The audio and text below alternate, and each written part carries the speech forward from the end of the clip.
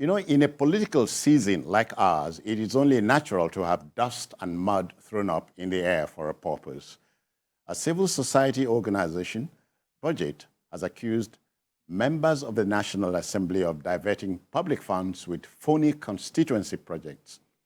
Budget says that out of the 100 billion naira budgeted for constituency projects for the 469 lawmakers across the 36 states of the country, 60 billion naira is expended on empowerment. And this empowerment comes by way of buying tricycles, motorcycles, and two-day tailoring and shoemaking trainings, where beneficiaries gain nothing at the end of the day.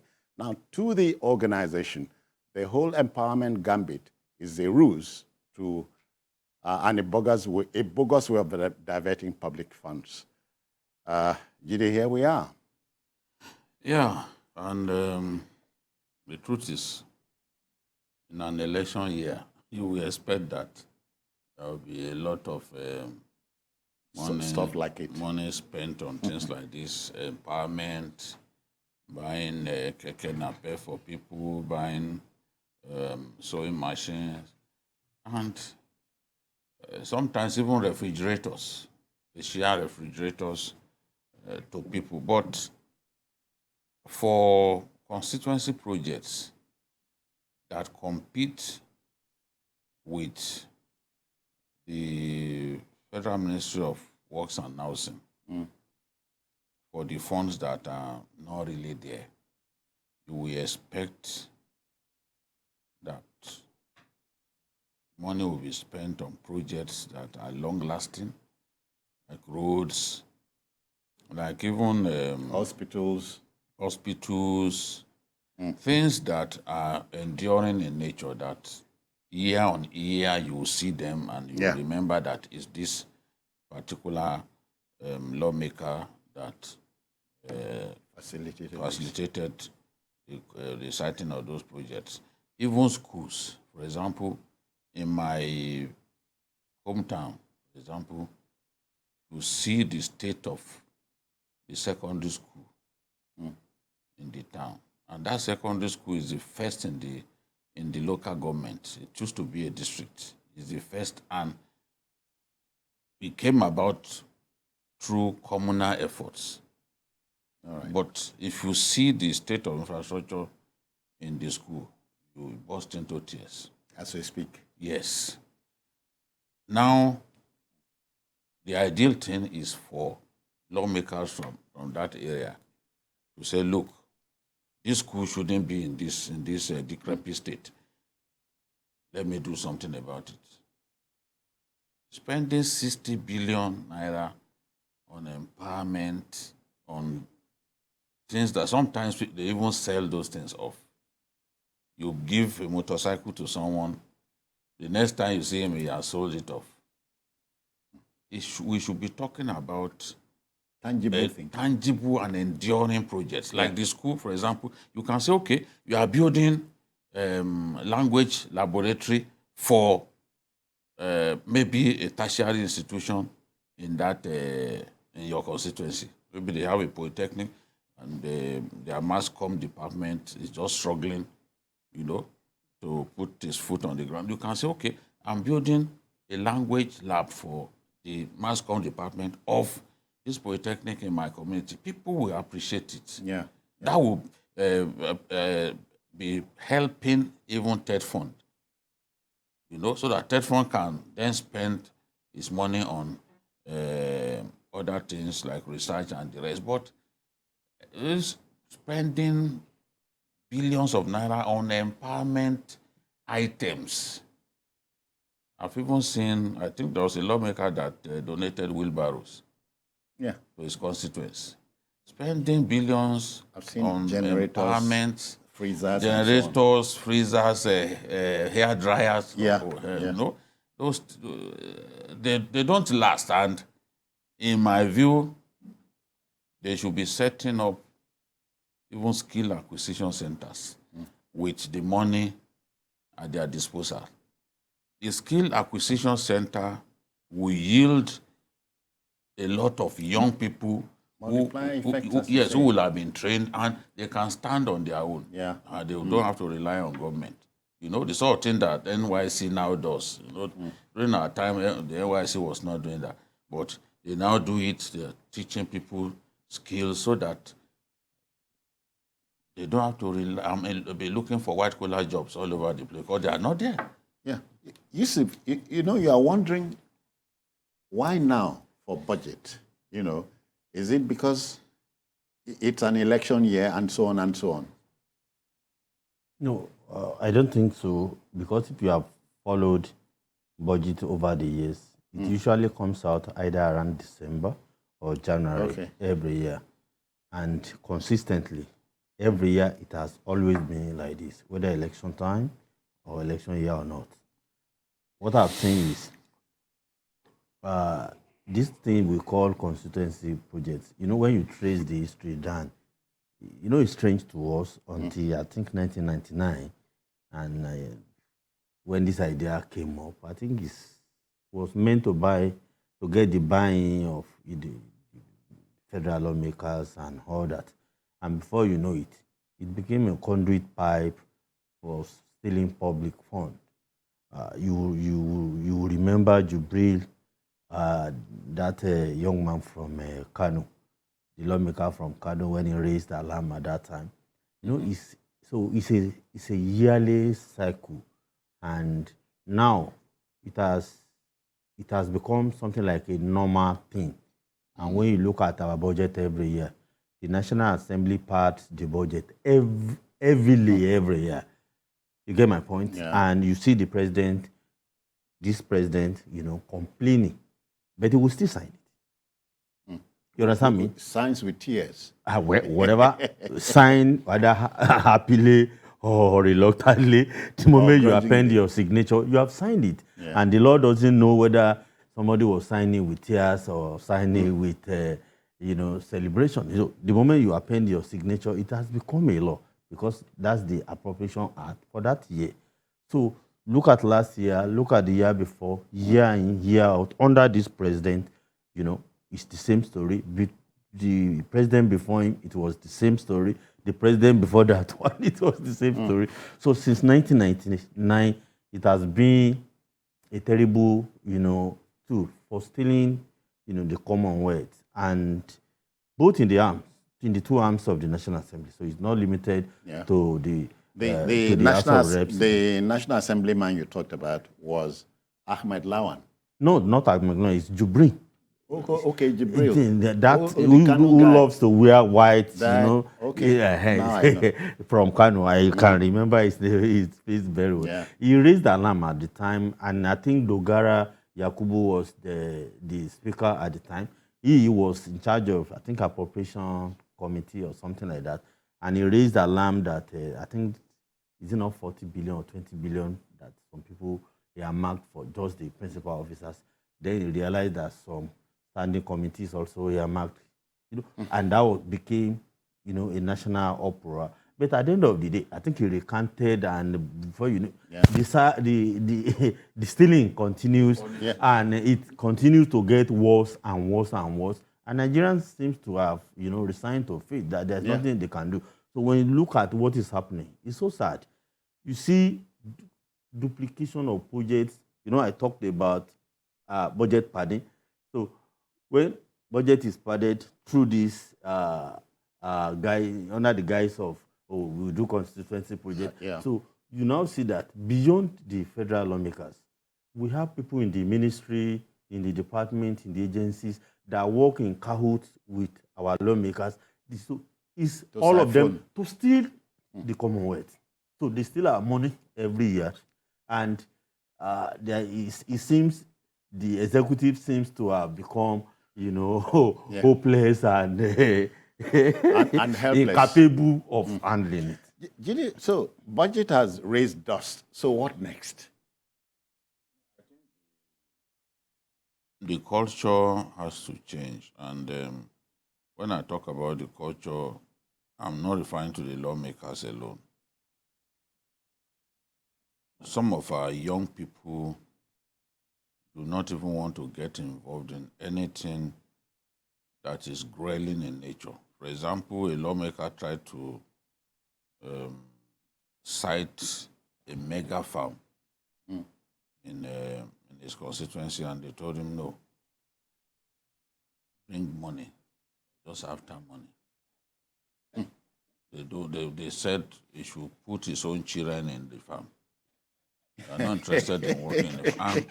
If you have a big farm, for example, look at the kind of farms that Olam has in northern Nigeria. Thousands of kilometers of rice farms. If you put one in a particular community, it will provide employment for people. It will. Yes, and it could ultimately help bring down the price of rice, which is the most common food that we eat in our country. But these people are not going to have that kind of suggestion. Look, it's not what we want, just bring the money. What our people want is someone who comes into town and shells out money to them. If you are a politician who gives out money to people, you are going to be popular and difficult to defeat in an election. The one who does not like to share money will find it difficult to win an election. Who does not give shit? Except if he's ready to rig and all that. Our people are not interested in this idea, I know they share shishi. No. In our country, the young people will demand for money because they believe that even those politicians, once they get there, what do? They are there to steal. So give me my own share of the national cake now. Because once you get there, you are not accountable to me. You are on your own. You do what you want. We can't even ask. So give us the cocoa now. That's what they're after. Added to that is the fact that it's like a yeoman's job attempting to recall a particular lawmaker. No, that one, the process is so cumbersome that I think we tried it some years back. In your state? I'm not even referring to my state. I'm referring to this politician from Plateau State who was very close to the former deputy Senate president. He was very close to Obasanjo, and they blamed him for what Joshua Dariye went through in the hands of Obasanjo. Ibrahim Mantu. Yeah. They tried to recall him, but INEC frustrated the process because you need INEC. If INEC does not cooperate, you cannot recall anybody because they can frustrate the process, and that was what happened with Mantu. So, but I want to submit that for our people, they should actually be demanding for those things that we endure, not simply constituency projects. I've seen, for example, in Surulere, the kind of work that the Speaker of the House of Reps has done. Of course, the principal officers, the quantum of money at their disposal is huge. That was the point that Jibrin was trying to make, Yeah. But he's done a lot of work, roads, especially with paving stones. When you go to Surulere, there's a whole lot of difference that you can attribute to the Wajabia Mila years as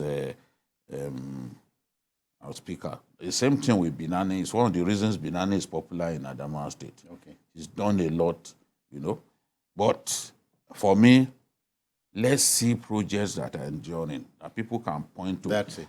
Stop giving people Okada and the rest of them. In an economy that is growing, motorcycle taxi is not the way to go on. But the debate will continue. Now we see a lot of question mark on constituency projects. All right, to our next story. An old established political creed is the one that says, in politics, there are no permanent friends or enemies, but permanent interest. But then political intrigues are key elements in the game. With a few meters to go to the finish line, in a manner of speaking, the presidential flag bearer of the People's Democratic Party, PDP, Alhaji Atiku Abubakar, is asking the candidate of the ruling All Progressives Congress APC, Asiwaju Bola Tinubu, to withdraw from the presidential race to avoid a crushing defeat. Now, the Atiku camp believes that the APC presidential candidate has lost his fighting chance in the coming presidential election amidst the controversy trailing his running mate, Senator Kashim Shettima.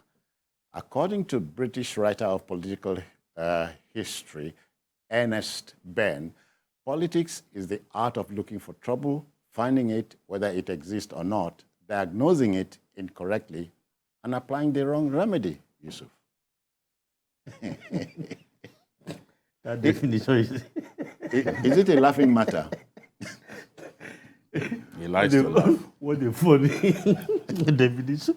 You see, in the language of political campaigns, this is what they call political jokes. J-O-K-E-S? Jokes. Joke, yeah. Really? No, it's a political joke. This is what every or virtually all the candidates have been doing so far. Actually, has done it countless times in this campaign.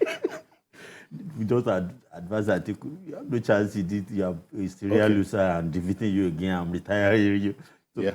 The other time you see somebody saying Atiku and Najwa, you should go and sit and give a younger person.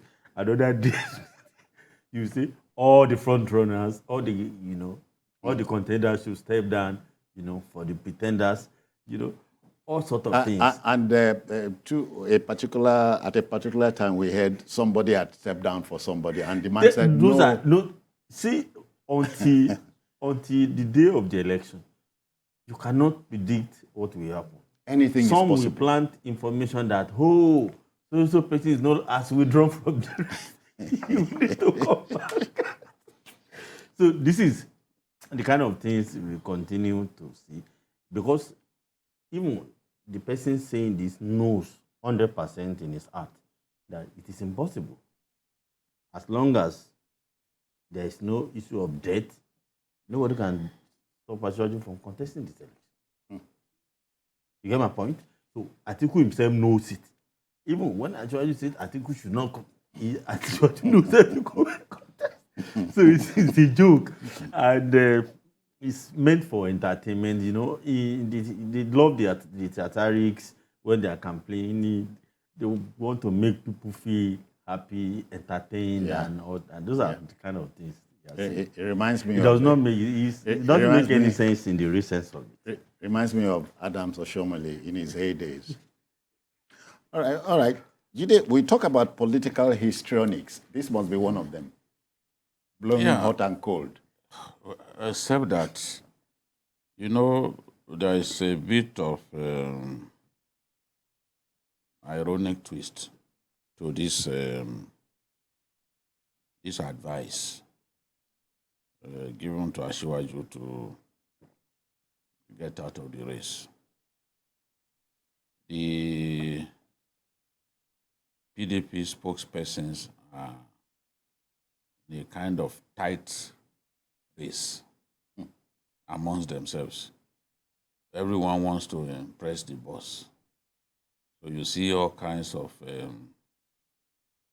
statements from spokespersons of the campaign.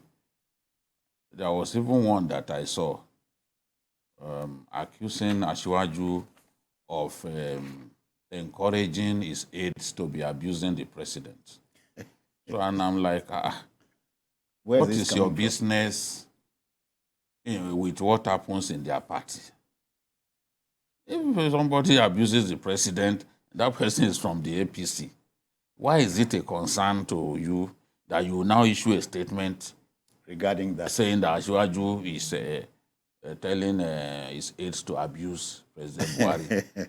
Now, the strategy is clear that if they can push President Buhari, they can give the impression that, look, the man that you are supporting, whom you want to see succeed you, does not respect you.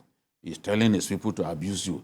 Every opportunity his people attack you, that maybe Buhari will now say, no, I don't want this person, and we will withdraw his support for the candidate of his own party, that in the real sense of the word, he presided over his emergence because he sat there during the primaries. Everything happened before his eyes, and he was the one who gave him the flag. So they are trying to see how they can put a wedge between the presidential candidate of the APC and the president himself. But that is not the only thing that's going on. The source of this statement was another poll. So many polls have been released during this political season. There is a next year poll showing the candidate of the Labour Party ahead of the others. Yeah, I've seen it. There are 4 of them, 4 top contenders now. That poll showed Obi to be ahead of everybody. Yeah. Now,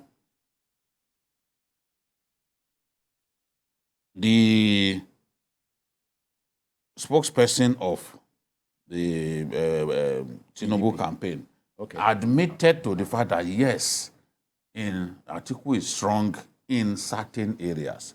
They then latched upon that, yes, he has admitted that Atiku is very strong in this area. This is a catchment area. This is impregnable in this area. But they stayed away from admitting that that same poll that they referred to, showed a Peter Obi ahead of Atiku. All of them. Yeah. Somewhere else. Yes. It was you didn't refer to that should, for example, if you believe that poll, that should get you worried that it looks like Labour Party is about to win this. What the APC people are trying to do is show that, look, these polls do not represent the way our people will vote. Opinion polls are not exact science. Yeah.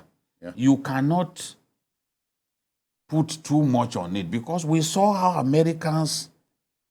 opinion poll failed in 2016 when they all felt that Trump was going nowhere and Trump won the election. They were now asking themselves after that, where did we miss it? How come all of us didn't know that this man could win? Of course, it's no longer news that the flag bearer of the PDP in the forthcoming elections is asking the APC presidential candidate, Asiwaju Bola Tinubu, to step down now to avoid a crushing defeat. And I was saying that this whole argument began from the Neste poll, an African-based international development consulting firm that came up with a poll showing that Peter Obi is ahead of other presidential candidates with 37.8%, Atiku in second with 27%, and Tinubu 24%, and Kwankwaso 6%. Now, in the Southwest, this poll gives Ekiti State to Labour Party, gives Lagos to Labour Party, gives Ogun to Labour Party, gives Osun to PDP, gives Ondo to APC, and gives Oyo to Labour Party. So this poll envisages that APC will win only one state in the Southwest, despite Tinubu being in the race. That's not possible. And they believe that Lagos will also be won by Peter Obi of Labour Party. Then in the South, they expect Peter Obi to win Akwa Ibom, win Bayelsa, win Cross River, win Delta, win Edo, win Rivers. That means the whole of the South. And then Southeast, they expect him to win all the southeast states, the five of them, Abia, Anambra, Ebonyi, Enugu, and Imo. They expect PDP to win the president's home state of Katsina with 39.7%. Then NMPP to win Kano with 57.9%. Sokoto, they expect the PDP to win with 61%. Then Kebbi, they expect the PDP to win with 49%. Zamfara, APC to win with 51.1%. When you go to North Central, they expect, the poll expects Labour to win Benue. They expect Labour to win Nasarawa as well. And they expect PDP to take Niger and Plateau. But APC to take Kwara and Kogi. Then coming to the northeast, the poll expects PDP to win Bauchi with 60% of the votes. Then Borno, APC with 62%. I expect the margin to be higher in Borno if that's what will happen. Then APC to win Yobe with 46% and PDP 32%. So again, that's not the way the voters behave in those two states. They don't allow any party to come close to the APC. That's why we always say that Borno and Yobe are one-party states. Mm-hmm. Then Gombe, they expect the APC to win a tight race there. And surprisingly, they expect APC to win Atiku State. Adamawa.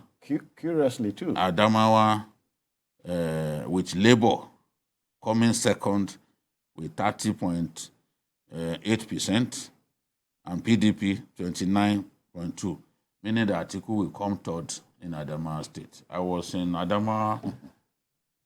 I spent 9 days in Adamawa about 2 weeks ago. That's not what I saw. That's not what I saw, that Atiku will come third. When people will come third in Adamawa State. In his state. In his state. And he's in the race, he's contesting for president. And he's not popular in his state. That is the impression that they are giving us, that he will come third. That Peter Obi will defeat Atiku in Adamawa State. This is why sometimes people laugh at some of this polling. Some will get it it's a sentiment. I mean, how can Atiku come third in Adamawa State? At least the son of the soil factor will play out for every Even country. as strong as President Buhari is in northern Nigeria, he couldn't defeat Atiku in his state, in Adamawa State. Yeah. Yes, it was a tight race, but he managed to defeat the president, even as an incumbent president in Adamawa. Now, with Buhari not in the race, they are telling us that Atiku will come third. So this is the thing. So I'm not surprised that Bayo came out to say, look, Bayo Onanuga dismissed it, but admitted that in some parts of the country, Atiku is quite strong. Now, admitting that Atiku is strong in some areas is what led to the statement that, he too acknowledges that a man is impregnable in certain places, therefore he should quit the race. This is a joke now. This is a joke. You cannot tell Tinubu to quit the race now. What is the reason that I will give to the supporters for quitting the race? It's impossible. So in politics, anything is possible. Of course. Anything. But it's not like this one is not. It's not like withdrawing from the race. Asking actually to withdraw from the race. How will you achieve that? No, how will you achieve that? That's impossible. Except, that I don't know what will make any major candidate to withdraw. All right. Even no court case can stop it. Well, the viewer must not forget there are 18 presidential candidates in all. So the voter is king in all of this, regardless of the poll stars, you know.